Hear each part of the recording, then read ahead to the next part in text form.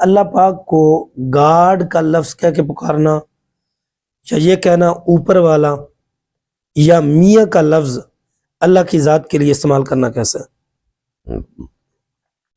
God انگریزی زبان کا لفظ ہے، GOD گاڈ، یہ انگریزی زبان کا لفظ ہے، تو اس کے معنی محافظ کے ہیں۔ اس لحاظ سے اگر دیکھا جائے تو اللہ تعالیٰ ہمارا محافظ ہے، ہماری حفاظت کرنے والا وہی ہے، تو اللہ کی ذات کے لیے ایسا لفظ بولنا بجا ہے۔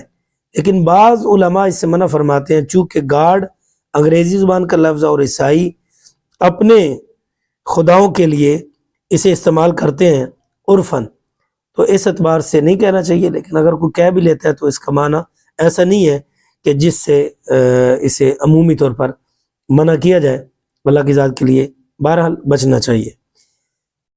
دوسرا جو سوال ہے وہ یہ ہے کہ اللہ کی ذات کے لیے اوپر والا کہنا، ایسا کہنا بولنا کفر ہے کہ اس لفظ سے اللہ کی ذات کے لیے جہت یعنی سمت کا جو ماننا وہ لازم آتا ہے کہ اللہ رب العزت کی ذات اوپر والا، وہ ایک اوپر سمت بنتی ہے، جہت بنتی ہے، جبکہ اللہ رب العزت کی ذات جو ہے وہ مکان سے پاک ہے۔ حضرت علامہ سعد الدین تفتزانی علیہ رحمہ آپ فرماتے ہیں اللہ تبارک و تعالی مکان میں ہونے سے پاک ہے۔ جب وہ مکان میں ہونے سے پاک ہے تو جہت یعنی سمت سے بھی پاک ہے، اسی طرح اوپر اور نیچے ہونے سے بھی پاک ہے۔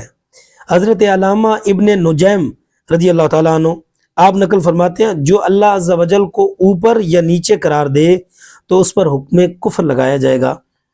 لیکن اگر کوئی شخص یہ جملہ بلندی اور برتری کے معنی میں استعمال کرے تو قائل پر حکم کفر تو نہیں لگایا جائے گا۔ بہرحال ایسی چیزوں سے اعراض کرنا چاہیے۔ اسی طرح اللہ تعالیٰ کو میاں کہنا بھی منع ہے۔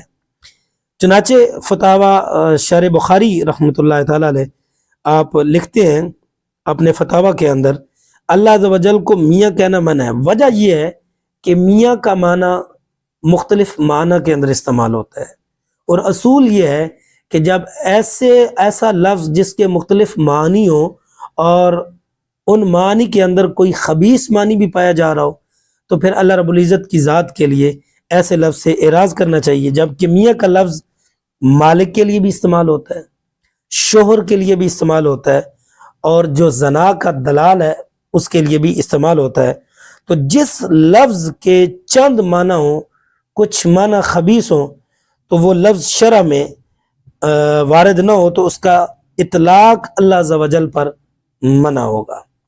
البتہ عرفاً کسی زبان کے اندر کسی جگہ پر اگر قدر کے لیے، عزت کے لیے، احترام کے لیے اس علاقے کے اندر ہر اچھائی کے لیے وہ لفظ بولا جاتا ہو تو پھر ان لوگوں کے اندر وہ لفظ معیوب نہیں کہلایا جاتا، تو اس میں کوئی حرج نہیں، ورنہ عمومی طور پر ایسے لفظوں سے اعتراض کرنا چاہیے۔